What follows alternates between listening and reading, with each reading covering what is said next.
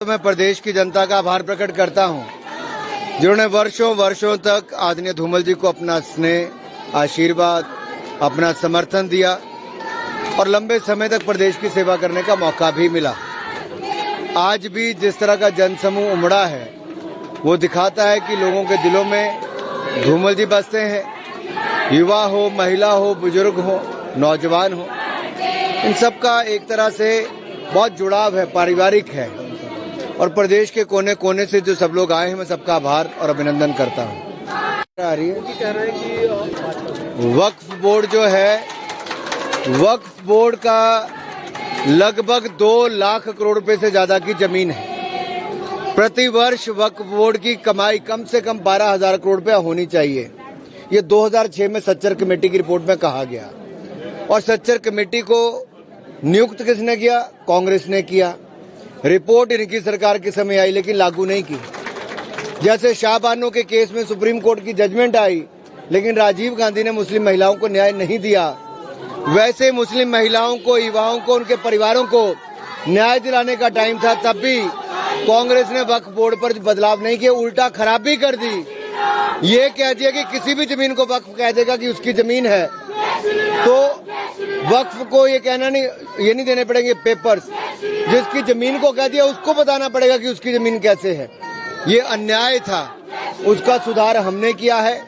और अब जो वक्फ बोर्ड की जमीनों से कमाई होगी, उससे मुस्लिम महिलाओं को, अबलाओं को, बच्चों को, इन सबके जीवन में सुधार आएगा। आप देखिए, वक्फ की जमीनों पर ना स्कूल है, ना कॉलेज है, ना बाकी अफसर वहां से मिलते हैं, ना ही कोई कमाई के साधन है। ये चंद लोगों ने अपनी जागीर बना लिया था, उससे मुक्ति दिलाने का काम मोदी सरकार ने किया है। और कांग्रेस के बहुत सारे नेताओं के वक्फ की जमीनों पर कब्जे हैं।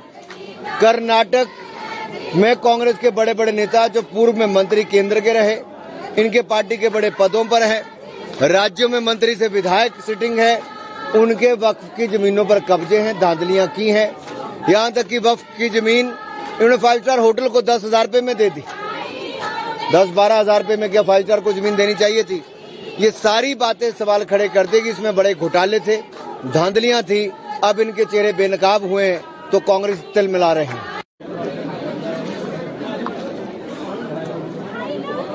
राहुल गांधी जी और कांग्रेस पार्टी से मैं इतना ही कहना चाहता हूं कि कांग्रेस की सरकारों में चाहे कसाब आया, तब राणा आया, ऐसे अनेकों लोगों ने आकर बम धमाके ही किए।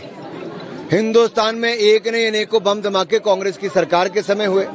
कांग्रेस हाथ पे हाथ धर के बैठी रही, लेकिन मोदी सरकार ने विदेशी धरती से भी, विदेशी सरकारों से भी उन गुनहगारों को वापस पकड़ कर लाए। अब हमारे हिंदुस्तान के कोर्ट उनको सजा सुनाएंगे और ऐसे लोग जिनको फांसी मिलनी चाहिए, उनको फांसी के तख्ते तक पहुंचाएंगे। फर्क इतना ही है, कांग्रेस के समय बम धमाके होते थे, मोदी सरकार में बम धमाके करने वालों को पकड़ा जाता है और उनके खिलाफ कड़ी कार्रवाई की जाती है। कांग्रेस हाथ पे हाथ धर के बैठी थी, हमने हाथ लंबे करके विदेशों से उनको खींच कर लाए। ये जो लोग हिमाचल का प्रतिनिधित्व कांग्रेस पार्टी से कर रहे हैं, उनको जनता को जवाब देना है कि आखिरकार ये 2.5-3 वर्षों में इनकी सरकार ने क्यों जो वायदे कहे थे वो पूरे नहीं किए। क्यों झूठा भाषण प्रदेश के मुख्यमंत्री ने कांग्रेस के अधिवेशन में दिया और कहा कि मैंने सारे वायदे पूरे कर दिए। मैं मीडिया के माध्यम से पूछता हूं, क्या 5 लाख नौकरियां मिल गई? क्या सभी महिलाओं को 2100 रुपया महीना मिल गया?